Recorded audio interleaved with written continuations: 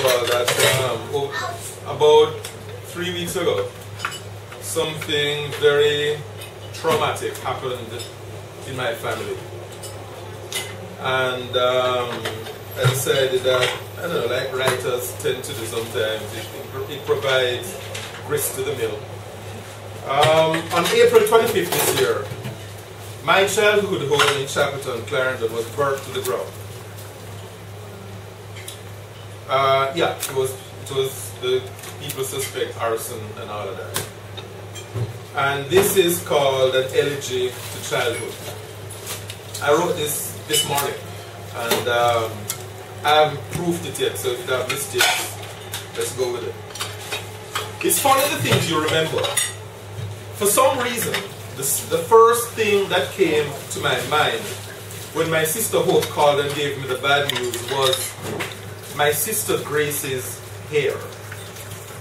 When my late sister Grace was about 11 or 12 years old, she developed a brain tumor and had to undergo major neurosurgery. Before the operation, they shaved the hair at the back of her head off, and my mother collected it, placed it in a plastic bag, and kept it in her wardrobe. I was about 4 years old at the time, and I don't remember much about that first surgery. I remember vaguely Grace coming home from the hospital with a bandage wrapped around her head, emerging from Mr. Mellard's taxi at the gate. It was a running joke in our family that my sister's sometimes eccentric behavior in subsequent years, eccentric to us at least, was caused by the surgeon slicing a little tooth quickly, and we used to tease her about that. My sister's hair at the nape of her neck, where the incision was made, never ever grew back in abundance. In fact, it was actually quite thin there for the rest of her life. She died 2 years ago. It was when I, myself, was about 11 or 12 that I first came across that plastic bag with my sister's hair, thick, still glossy, black plaques of unprocessed hair, while rummaging through my mother's wardrobe. I remember feeling, while standing there holding the bag in my hand, as if I had crossed some kind of invisible line, as if I had invaded my mother's privacy somehow. At the same time, I felt this profound sense of connection, both to my mother and to my sister. Now, my sister's hair is gone, consumed in the fire that swept away my home. The fire swept away so many things, precious mementos, like my parents' wedding pictures in that old album, along with all the other photographs of us as children at the various stages of our lives. It mostly destroyed the microscope I got when I was in third form, though through the lens of which I first experienced the magic and wonder of seeing in detail the structure of a leaf and the anatomy of an insect, marveling at the colors and the details.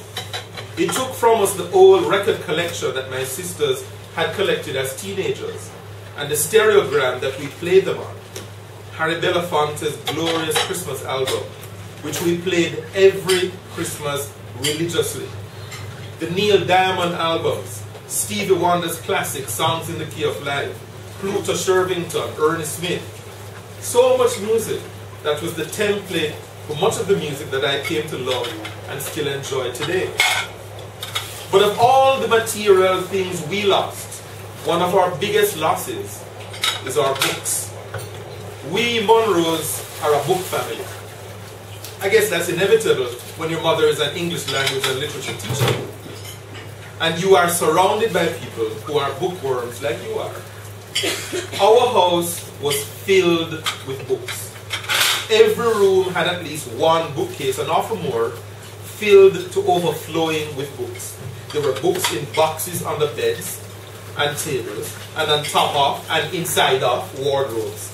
From the textbooks all 6 of us siblings used from primary school through university, to the ancient set of Encyclopedia Britannica, to the set of lands and peoples that taught us so much about the world, and which I read like novels, and through them discovered exotic countries like Japan and Morocco and Australia, to innumerable novels and magazines, to the books my siblings and I, as adults, acquired and had to take home to Chapelton when we moved house and had nowhere to put them.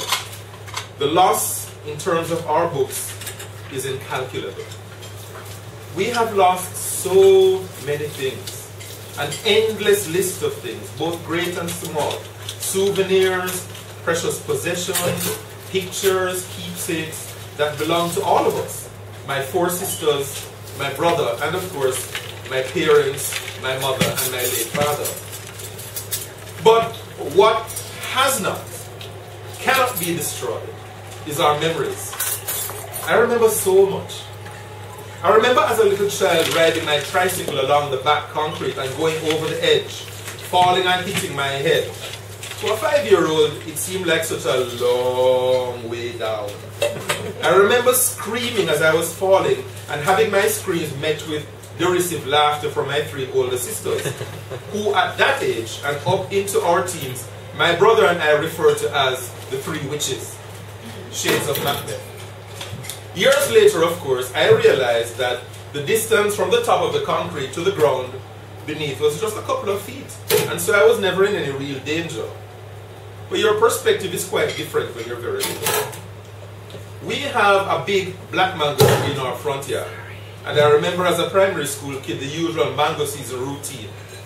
The last bell rings, I grab my school bag, race out to the classroom, down the slope past the big tank, hit the road, pull a hard right, race down the hill, through the gate, drop the bag under the mango tree, and zoom up into the tree, all in one fluid extended motion. And there I would stay until dinner time, a couple dozen mangoes later. I remember Saturday nights, beating the dried roasted cocoa beans, or chocolate, as we in Jamaica call it, in the mortar on the back veranda, smelling the wonderful aroma, and knowing that the next morning, Sunday morning, we would have delicious chocolate tea to drink. I remember as teenagers, my brother and I sneaking into the back bedroom we shared in the wee hours, coming home from some escapade by crawling through the sash window that we had conveniently left open, trying and mostly failing to keep quiet and not wake my mother, whose bedroom was right next to ours. Of course, there was the night when I was about 17, when I had gone out against my mother's wishes, and when I arrived home, the window and all the doors into the house were locked, and I had to sleep outside on the veranda chairs. That veranda, maybe the coolest part of our house. It was wide and spacious, tiled, a venue for endless chats. My very first party, the birthday party, I kind of threw for myself as a 16-year-old in 5th form. Kind of. It was where my brother and I hung out with our friends, reading comics, watching people go by up and down Salem Hill, William Avenue, calling out the occasional greeting. It was where on a Saturday morning we watched the guys on the handcarts zooming down the hill from market. It was also the place where guys from high school who came to check my sisters sat with them until after dark, as me and my younger brother and sister peeked through the living room window. I remember Christmas, all the Christmases. We had a willow tree growing in the front yard, and as a child it was my duty, as the oldest son and eldest male child I guess, to climb the tree armed with a machete, select an appropriate branch and cut it down. Along with my sister, the 3 witches mentioned earlier, we then had to find a pail or some other container to anchor the tree in, decorate it with some crepe paper or some other colored paper.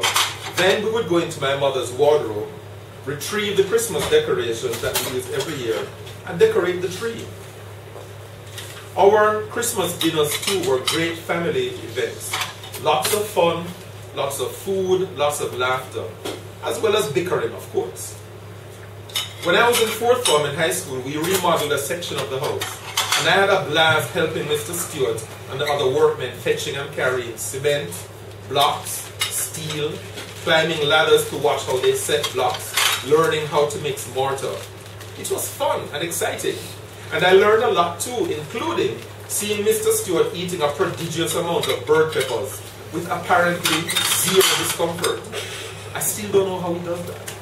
When I went off to college, coming home was a great pleasure for me. Getting off the bus in Chapton Square, walking past my primary school, down Salem Hill, past Salem Church, our church, turning the corner and seeing my home ahead on the hill on the left-hand side. That was a great feeling.